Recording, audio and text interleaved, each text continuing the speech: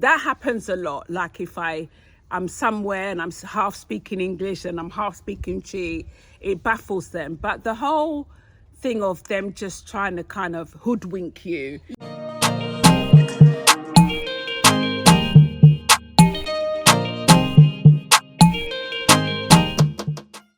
Yeah. Hi, everyone. Hi, everyone. Welcome to Ghana We Day podcast. And this is episode one. Episode 1, guys. So we came before just to introduce ourselves. My name is House of Yaa. And I am Kiko, also known as Pivot and Adapt. Yes, so welcome, guys. So today's episode, we thought we'd do something a bit light-hearted. And kind of funny. Just to kickstart the podcast. We've got a lot of things to share with you. If you're new and you haven't watched the introduction, basically we are 2 ladies that met in Ghana. Many moons ago. Kiko's been here 5 years. I've been here on and off, but my latest endeavor to stay has been 2 years. So we've been talking about doing... Yeah, we've been talking about the podcast for a long time. Yeah, and so finally, after back and forth and trying to figure out logistics and things like that, we're finally here. Yeah. So we're really happy because we have just so much fun. We have a lot of things to say. And we just feel like the world needs to know what it's like being in Ghana as, the Ghanaians call us abrofo. Yeah, we're not white folks though. But We're like, they think we're white people, which leads us on to what we're going to talk about today. So I'm from London. Kiko is from... I'm from the United States. And her heritage is... Oh, okay. I'm Black. I'm African American and Japanese. Yes, and I'm a British-born Ghanaian. Yes. So anyway, that's one of the things we wanted to talk about is being classed as a foreigner in Ghana and kind of what goes with that in terms of the local people, how they see us. Because you have your... as you call it, your Queen's British accent. They call it that. Is that what I don't call it that. Okay. They call it that. Okay. They say I speak with Queen's English. Okay. Fair enough. For and me, then you... they don't... It's really strange because in the United States, people know that I'm half African American. It's like no problem.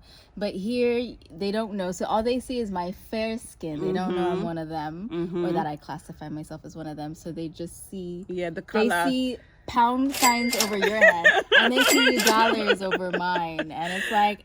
Well, but we don't really got it. Yeah, I mean, it's such a myth to think that everyone that comes from abroad. So yeah, they class anybody that's from outside, whether you have an accent or you have a certain color tone. They see you as, the money bag, the money tree. You've come with millions of pounds, dollars. So we're kind of like here on the podcast to obviously dispel that myth. Because it's a myth. Not everybody that comes... we'd like bags of money, yeah. though. But I think the reality... We're looking forward to that. We could do with some trust. Because I think, that whole myth of like, we're here with, bags of money. I just want to kind of put it out there. Not every foreigner, as they class us, comes to Ghana with bags and bags of money. And you know what's interesting? What typically happens though is we do come with maybe some, as you call it, a pot, a pot of money. Maybe you had some savings, but it goes by really fast, and then you're kind of just like living like everyone else. But they still won't treat you like that. That's true. That's a really good point. Like, you could come here with millions and like Kiko says, you come with your pot, but you still have to live. You still have to maneuver yourself like anywhere in the world. You've got bills as in like what you're going to eat, your transport, maybe you're renting somewhere. I don't know. There's still stuff you have to pay for. And if you, like myself, you come here, you don't know how to really like maneuver. Your money goes, your sika goes very fast. Sika, contem. Fast. Because Ghana is becoming very expensive. Yeah, even more so. Yeah, I don't know if that's because... I just got some money and I only have funds to go home. Should I admit that? Put it in there. Let them know the real. That's we said we were gonna give you the real, guys, and it's true. You know, even if you do have like money coming in from abroad, you know, you have to live on that money. You have to be able to survive with it. You know, so it's not like I said, we're not. You know, we're okay. We're comfortable. Yeah, we're comfortable, but we're not like billionaires. You know, so. That's one of the myths. We're not 1,000aires, Yeah, only in cities. Yeah, and that's chicken. That's chicken, right? Yeah. So Kiko's got a few. Well, I've got a few as well, but Kiko's got some stuff she wants to share regarding, you know, their classification of us. Yeah. So I remember when I got here, I was with my spouse. And we were looking for some mahogany wood. And he wanted to go to Abri just like Abri up in the mountains. And we went there. And because at this time, like, that I've come to Ghana, I realize everyone treat him differently because I'm with him. So they think because he's with a fair-skinned woman that he's loaded. Yeah, okay. Yeah, and so at this particular point where we go to Abri, this is like, you know, when we came off the plane here. Yeah. I remember ducking down in the car because I didn't want them to see that we rolled up together. And he's like, you stay in the car. I was like, yeah, I'm going to stay in the car. Because at this point, I already know. So I stay in the car. But then I'm worried that, like, the manager or whoever's owning the shop will see me. So I bend down, like, the whole time. And I'm, like, popping up a little bit because it's, like, really hot. And... yeah, so that's like one of the things ducking that and I'm diving ducking in the car. Yeah, just so that they wouldn't see a bruni. Yeah, if they saw me, I'm sure they'd be like, "Oh, it's much more money." Yeah. So that's one funny story. Oh my god! I mean, the stories are endless, guys. Oh, I have plenty. Yeah, so that's like so normal, like being in Ghana, as we keep saying, being classy. And with my case, what's really funny is I speak the language. I speak the local language, but I think with my British accent, obviously it doesn't come across as like a typical local person because there's that, you know, British twang underneath. Oh, but you know what about you? I noticed like when you're fresh off the British plane, British Airways, when you speak Twi, you have a British accent. Okay. But the longer you hear, there was one time last year. Okay. You made your 6-month mark, but your Twi was very Twi. Oh wow! Yeah, your British accent was almost not there. So when I get off the plane, it's very maybe thick. That's still the London. You haven't shaken it off yet. Anyways. Yeah. So I get that a lot. I get the whole like I feel like I can try and sort of meander my way with them because I feel like I can communicate with them, but guys, it doesn't work. But aren't they sometimes a little bit shocked though, because you look so fabulous, right? And let's say you're in the taxi and you're just quiet. And I think you've told me this before, like they didn't sort something out and then you spoke Twi and then all of a sudden. So is that... Yeah, I think I was going to narrate my little story about the time I was in a taxi, an Uber or a Bolt. So the guy, obviously you book it, they turn up. And on my Uber account, it says Yaa. So they don't know, who I am. They just know I'm Yaa. So normally they turn up, they start speaking Twi with me, which I reply. And normally the basic conversation is fine. So I don't think I give anything away initially. So what happened was the guy was talking to somebody on the phone, and then I had a phone call as well from my daughter. So I started speaking English. And the guy was looking in the mirror, looking in the mirror, looking at me. And he obviously was like really confused. Anyway, I heard him say to the person on the phone, like, oh, he has a foreigner in the car. Oh. He was speaking to, he says, oh, I think, I've picked up a foreigner. I think the person was asking him like, where you go, and he was kind of joking like, oh, I've got this foreigner lady in the car. So so I was talking to my daughter, and I was kind of like half listening to my daughter, half listening to the guy. See. Anyway, when I then got off the phone, somebody called me who was a local Ghanaian. Okay. So then I started speaking Chi. And the guy who was driving the Uber, all of a sudden he was like, what's going on here? I mean, he thought he had. He probably had scenarios in his head, and then he spoke Chi, and he's like, damn. Yeah. And then he was like, and then when I finished speaking, he said, madam, in the local language, basically, you speak the local language. And I said, yeah. And he was like, you could tell he was deflated, because obviously he thought he was really gonna like cash in on this trip. So that happens a lot. Like if I'm somewhere and I'm half speaking English and I'm half speaking Chi, it baffles them. But the whole thing of them just trying to kind of hoodwink you and get what they can out of you, simply because they think they think they could just pull the wool over your eyes, or because they think you're from there and you've got a bag of money. And that you just came off the plane. Yeah. They don't even believe we live here. That's another thing. That's another one. Like, there was another incident where I told the guy, he was taking me once again in the boat, having a conversation, and he said, oh, they always assume I'm on holiday. I don't know if you get that. Not so much anymore. Okay, but yeah, but I get that a lot. I don't know where, because as you can tell, I'm a big fan of sunglasses, so I don't know if it gives it away. They also say they can tell by your complexion, even if you're dark. They say that our skin tone is more fresh. I don't know. They have their ways. Wow, I don't. I've never heard of this one. Yeah. I've heard of it. Like, they can tell by your skin complexion, your perfume you wear, just your general aura. They know. Okay. They say they know. And so I said to the guy, oh no, I'm not on holiday. I live here. Sniff test? Yeah. I said, oh, I'm not on holiday. I live here. And he went, why?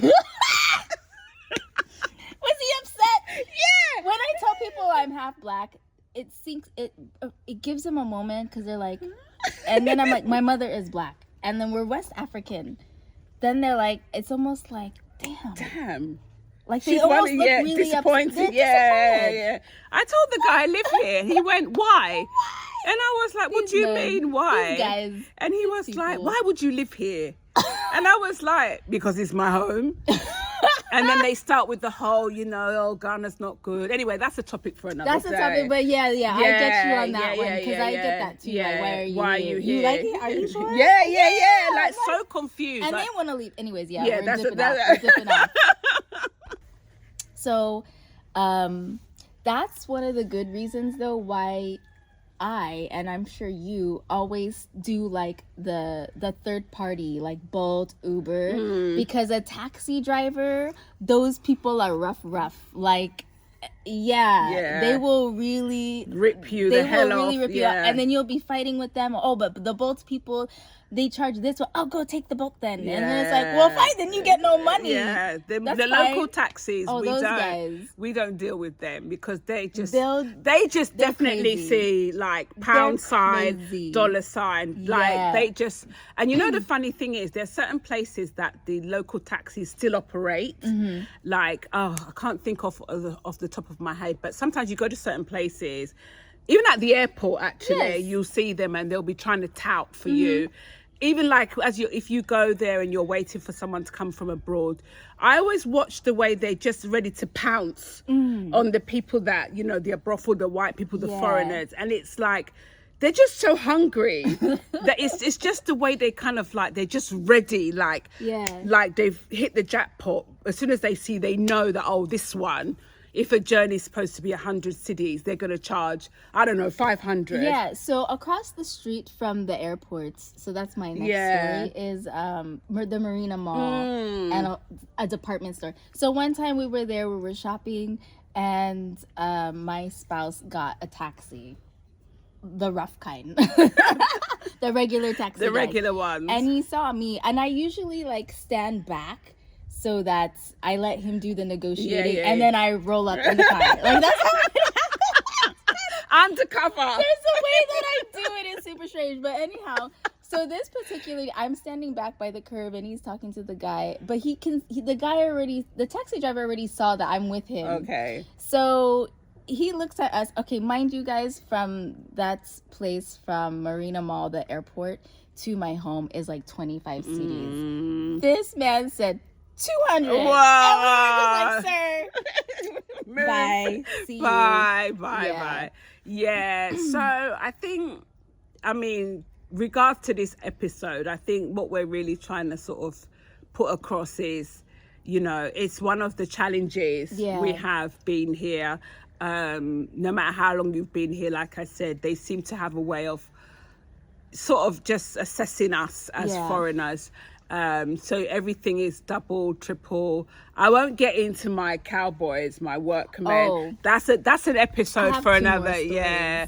But, it's just like getting work done, going to buy stuff. Yeah, that's another topic. Yeah, so I get, because it's not just the money that they ask from you. It's also like that you have to be there. You have, guys in Ghana, you have to be the manager of everything or the executive assistant of everything. Yeah, but that'll be one of our future topics. Maybe the next one. Yeah, it's I don't know. It's frustrating actually. It's frustrating when you know that simply because they don't class you as somebody that is resident here, and we are resident here. That everything has to be a battle. You can't just go somewhere and you'll be given a price like everyone else. No, I mean, unless you go to the department store, where the prices are set. And those are the prices you don't want to pay anymore. Yeah, so yeah. So one other story that I have is when we had started our business. That one was interesting. There's all these like random fees that seemed to be cut. Like these authority people kept coming to us, and I thought, I don't know, maybe I still don't get it after 4 years, but they were just like these government officials. Yeah, we're just randomly, and they're all from different sectors. Okay. So they don't know each other. They're just like I guess they see in the system that you've established your business. Okay. And that it's like public. Oh my God, is it gone? Don't talk. Oh my God. I can't stand them. We're filming. Keep this, because this is hilarious. This is one of it went away. What was that? I don't know what. Was that a bumblebee? I feel like he's still lurking around. Okay. Oh God. This is an amazing blooper, by the way. We don't like creatures. Sorry, this is when they really say that we are the our brothel. So the official.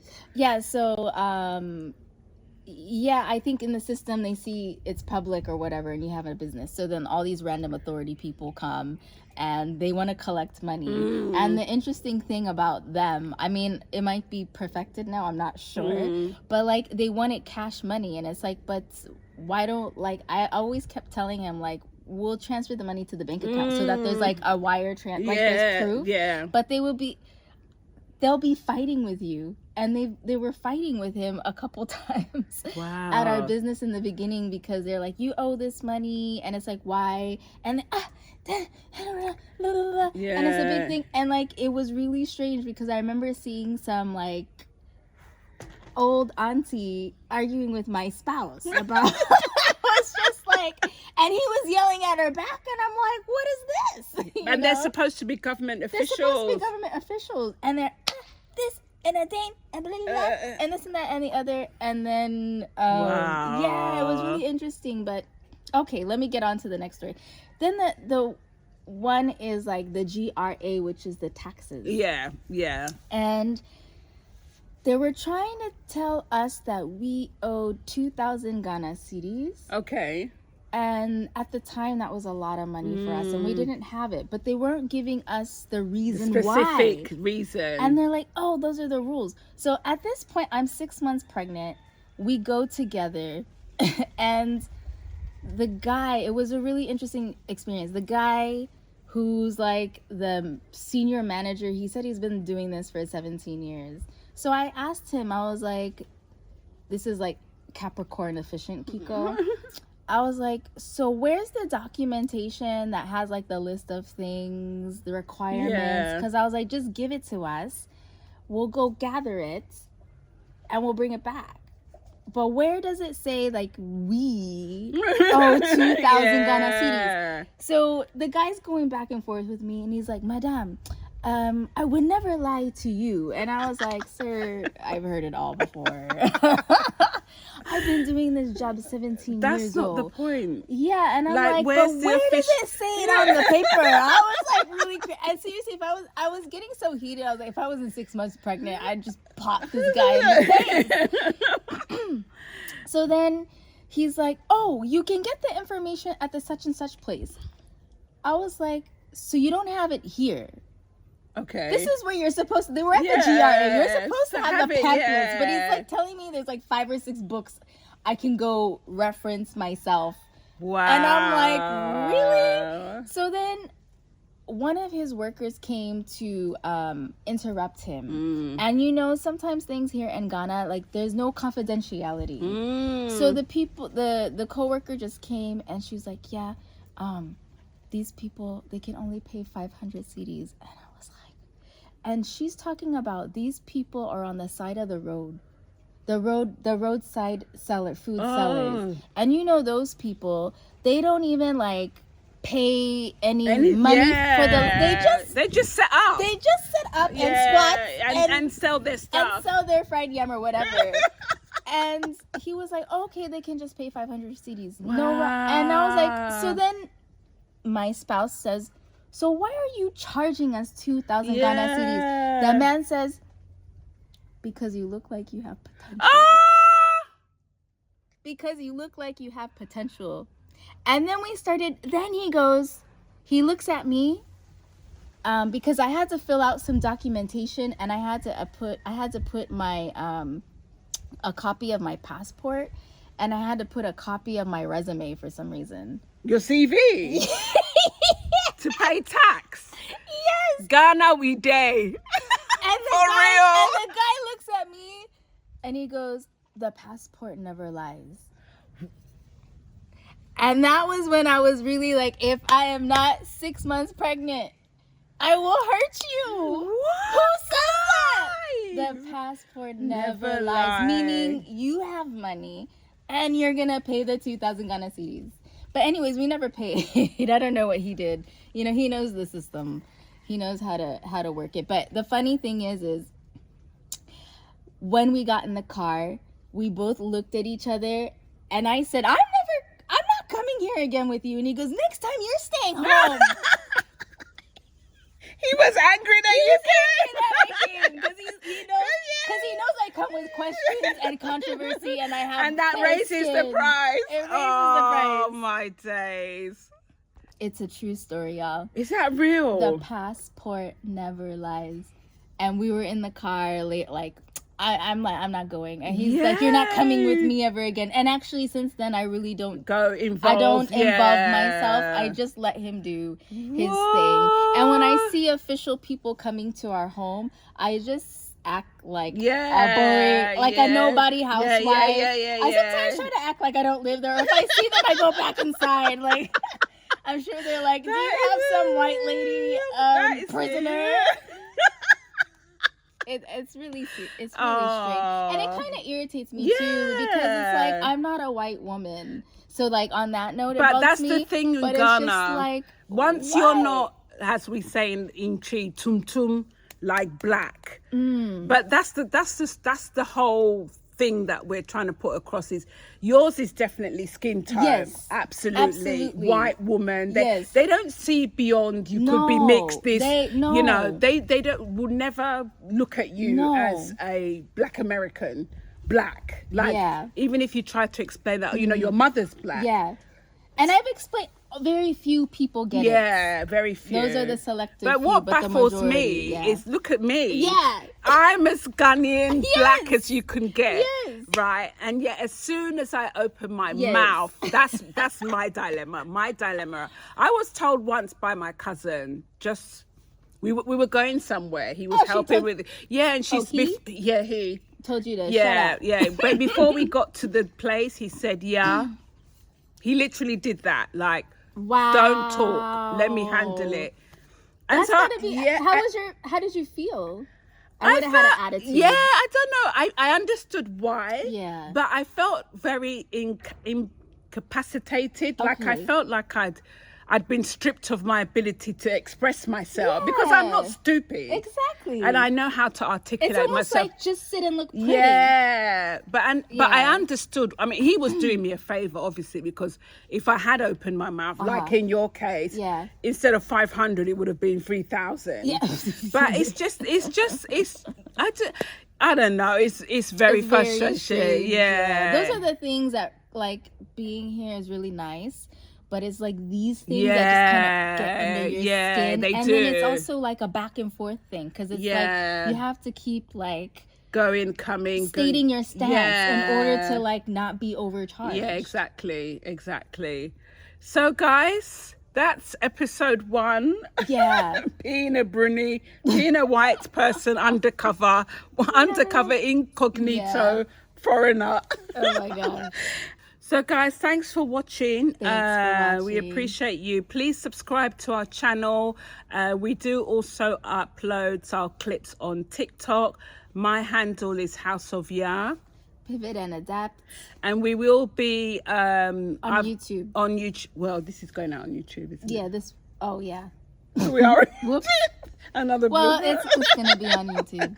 We'll upload this episode and future episodes on TikTok as well as this platform. And guys, put in the comments your funny stories if you have any. We really want to hear them. Even if it was you, you Ghanaian there. Trying to get some extra cash. Yeah, we'd love to hear your comments, guys. Please comment. And thanks for watching. And we'll be back again with another episode of Ghana We Day.